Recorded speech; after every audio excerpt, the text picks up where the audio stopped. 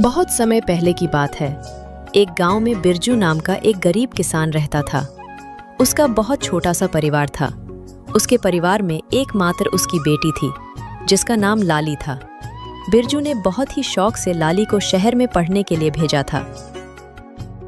बिरजू की बेई लाली बहुत ही गुणवान और होशियार थी। उसी गांव में बलवंत सिंह नाम का एक लालची और बेईमान जमींदार रहता था। वह अपने जमीन गरीब किसानों को ठेके पर देता था और उस जमीन के बदले वो गरीब किसान से बहुत ज्यादा कर वसूलता था। जमींदार बलवंत सिंह बहुत ही ज्यादा लालची था। वो गरीब किसानों को बहला फुसला कर पहले तो अपनी जमीन ठेके पर देता और बाद में किसानों से ही शर्त रख देता था।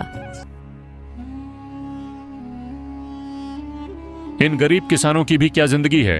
बस 2 वक्त की रोटी के लिए दिन भर काम करते रहते हैं और पूरी जिंदगी 2 वक्त की रोटी के लिए तरसते रहते हैं। और मुझे देखो, मैं बस इन्हें आदेश देता हूँ और समय आने पर सारी फसल हमारे गोदामों में भर जाती है और ये गरीब किसान हमारे आगे जी हुजूरी करते रहते हैं और हमारे सारा काम करते रहते हैं। इसे कहते हैं, दिमाग हो तो बलवंत सिंह के जैसा, वरना ना हो। हाँ मालिक, आप तो यहाँ के जमींदार हैं और किसानों को अपनी मुट्ठी में रखते हैं। इनको कैसे इस्तेमाल करना है ये आप भली भांति जानते हो। मालिक, यहाँ क्या अगल बगल के और भी गांव पर आप ही का राज्य है। आपकी मर्जी के बिना तो एक पत्ता भी नहीं हिलता। इसीलिए तो मैं यहाँ का राजा हूँ। मैं इन बेवकूफ किसानों को ऐसी ऐसी शर्त पर जमीन उधार दे रखी है कि मेहनत ये करते हैं और फसल मैं अपनी मुट्ठी में कर लेता हूँ। आखिर इनकी औकात ही क्या है मेरे सामने। जमींदार अपने नौकर से ये सब बातें कर ही रहा होता है, तभी उसके पास एक बिरजू नाम का एक गरीब किसान आता है, जो बहुत दुखी और परेशान होता है। मालिक, मैंने सुना है कि आप किसानों को जमीन ठेके पर देते हो। अरे हाँ भाई, तुमने बिल्कुल ठीक सुना है। मैं अपनी जमीन किसानों को ठेके पर देता हूँ। तो मालिक, आप मुझे भी अपनी जमीन ठेके पर दे दीजिए। मैं भी आपकी जमीन पर 1 साल के लिए ठेके पे काम करना चाहता हूँ। मेरा नाम बिरजू है और मैं पास के ही गांव बसंतपुर में रहता हूँ। अच्छा ठीक है बिरजू, मैं तुम्हें अपनी जमीन ठेके पर दे दूंगा, लेकिन मैं अपनी जमीन ठेके पर देने पहले से पहले कुछ शर्त रखता हूँ। ठीक है मालिक, मैं आपकी शर्त मानने के लिए तैयार हूँ। बताइए आपकी क्या शर्त है।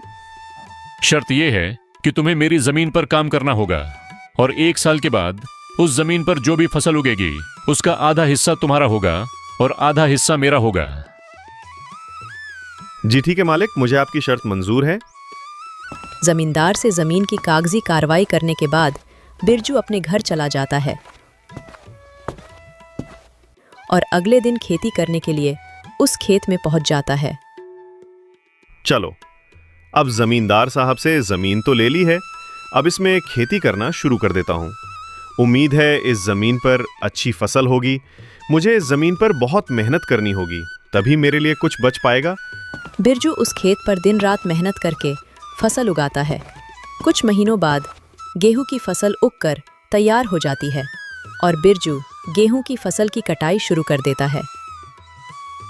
बिरजू के उगाए हुए फसलों की खबर जमींदार बलवंत सिंह के कानों तक पहुंचती है। क्या मालिक, आपको पता नहीं है क्या आज मदन अपने फसल की कटाई कर रहा है। इस साल तो बिरजू ने बहुत अच्छी गेहूं की फसल उगाई है। बिरजू ने जो गेहूं की फसल उगाई है वह तो एकदम से लहलहा रही थी। बिरजू ने उसकी कटाई करना शुरू कर दिया है। क्या सच में? यह तो बहुत अच्छी खबर है कि बिरजू आज फसल की कटाई कर रहा है। चलो चलकर देखते हैं। इस बार तो गेहूं की फसल बहुत अच्छी हुई है। अगर आधी जमींदार साहब भी ले जाएंगे तो फिर भी मेरे पास कुछ तो बच ही जाएगा।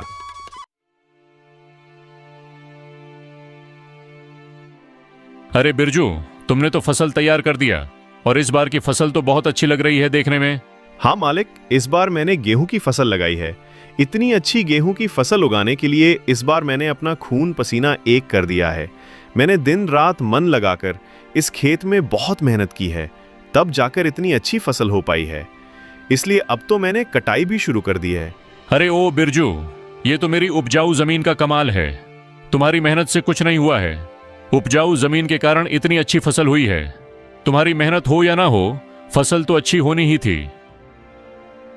मालिक, खेत भले ही उपजाऊ हो, अगर उसमें मेहनत नहीं होगी तो फसल कैसे उगेगी? मैंने बहुत मेहनत की है इस खेत में। ज्यादा मत बोल बिरजू, मेहनत तो किराए के मजदूर भी करते हैं। असली कमाई का हकदार तो वही है जिसकी जमीन है। शर्त के मुताबिक जल्दी से मेरे फसल का आधा हिस्सा निकाल। चल जल्दी कर, मुझे बहुत सारे काम है, मुझे वापस भी जाना है। ये कहकर जमींदार बिरजू से सारी गेहूं की अच्छी फसल लेकर चला जाता है और खराब फसल बिरजू के पास छोड़ देता है, जिसे देखकर बिरजू मायूस हो जाता है। हे ईश्वर, इतनी जी तोड़ मेहनत करने के बाद बस इतनी सी फसल मेरे हाथ आई है। हम गरीबों को लोग ऐसे ही लूटते हैं। इतनी मेहनत करने के बाद भी हमारे हाथ में कुछ नहीं आता है। हे ईश्वर, कब मेरी अपनी जमीन होगी? बिरजू इसी तरह अपनी जिंदगी काट रहा था।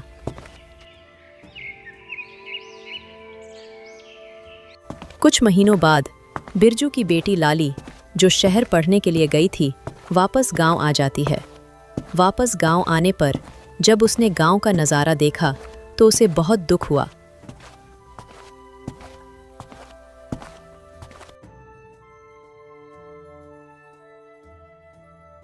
पिताजी, हमारे गांव का ऐसा हाल क्यों है? गांव के सभी लोग दुखी और परेशान नजर आ रहे हैं। आखिर बात क्या है?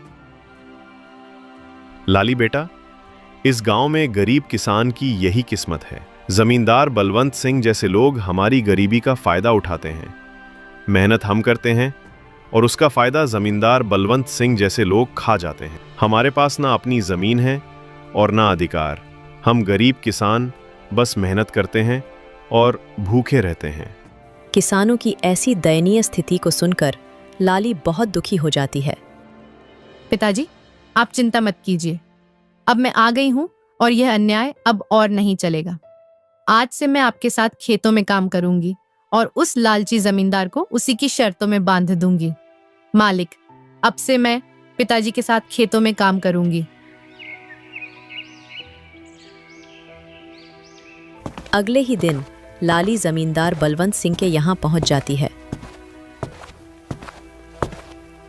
अरे लाली, तुम यहाँ कहो, क्या बात है? मुझे ठेके पर कुछ जमीन चाहिए। तुम तो एक लड़की हो, अब तुम खेती करोगी? अरे तुम अभी बच्ची हो, तुम्हारे अंदर इतना दम नहीं है। तुम पढ़ी लिखी लड़की हो, खेती नहीं कर पाओगी। नहीं मालिक, ऐसा मत बोलिए। भले ही मैं पढ़ी लिखी हूँ, मगर हूँ तो एक किसान की बेटी ही ना। खेती करना मुझे अच्छी तरह से आता है। अच्छा चलो ठीक है, तुम्हारी बात मैं मान लेता हूँ। वैसे भी काम का क्या रह गया है? पढ़ लिख कर तो सभी ऐसे ही बेरोजगार घूम रहे हैं। आपका बहुत बहुत धन्यवाद मालिक।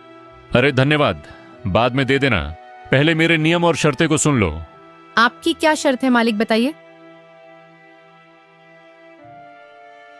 जमींदार बलवंत सिंह, ये तो बच्ची है। इस बार कुछ ऐसी शर्त बता देता हूं जिससे इसकी सारी फसल मेरी हो जाएगी। वैसे भी इसके पिता बिरजू हर साल गेहूं ही लगता है, तो ये भी गेहूं ही लगाएगी। अच्छा लाली सुनो, तुम जो भी फसल लगाओगी उसका आधा हिस्सा मैं रखूंगा और आधा हिस्सा तुम रखोगी। लेकिन ऊपर का हिस्सा मैं रखूंगा और नीचे का हिस्सा तुम रखोगी। अगर तुम्हें मेरी यह शर्त मंजूर है तो बोलो। ठीक है मालिक, मुझे आपकी शर्त मंजूर है, ऐसा ही होगा।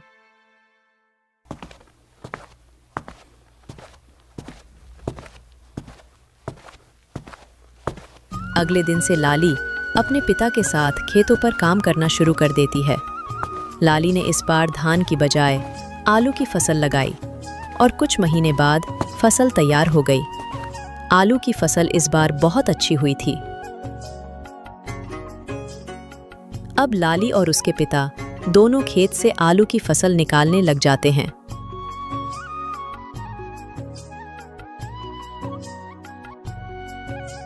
फसल की खबर मिलते ही जमींदार बलवंत सिंह लाली के पास आता है।